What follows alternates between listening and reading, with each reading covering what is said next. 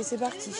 Dans cette école primaire de Nancy, en Lorraine, la leçon du jour a l'air ludique. Alors, je vous ai dit qu'on allait faire 3 ateliers cuisine. Mais l'enseignante va s'attaquer à un problème très sérieux. Stéphanie Mansuy dénonce depuis plusieurs années les effets néfastes de certains additifs alimentaires, notamment sur les enfants. Aujourd'hui, elle apprend à ses élèves à concocter des flancs au chocolat, mais sans aucun produit chimique, contrairement à ceux qu'ils ont l'habitude de manger dans les gâteaux industriels et les bonbons. Alors, je vais quand même vous lire ce qu'il y a dedans vite fait, juste pour le fun. Des fois que ça vous donne plus envie d'en manger. Alors, dedans, en fait, il y a un truc qui s'appelle du dextrose. Vous savez ce que c'est dans la nature, le dextrose? Bah, moi non plus, parce que ça n'existe pas dans la nature. Après, il y a un truc qui s'appelle acide citrique. Alors, celui-là, c'est en fait du faux citron. Dans les recettes de Stéphanie, du vrai citron et surtout pas de colorant ni d'arôme. C'est bon? Ces saveurs nouvelles ne plaisent pas toujours. Ça ne plaît pas du tout, celui-là. Il y a la poudre. Mais Stéphanie ne renonce pas. Car son combat contre les additifs, elle le mène avant tout pour son fils.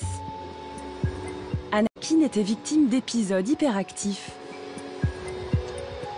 Persuadée qu'ils étaient liés aux produits chimiques contenus dans les aliments, Stéphanie a tout supprimé et ça a marché. Dans votre cuisine, il n'y a pas un seul additif alimentaire? Ah non, Non. pas du tout. Vous pouvez regarder tout. Tout est... le chocolat, il est sans arôme. Les céréales, elles sont sans arôme. Tous les gâteaux dedans sont sans additifs. Les pâtes de fruits aussi.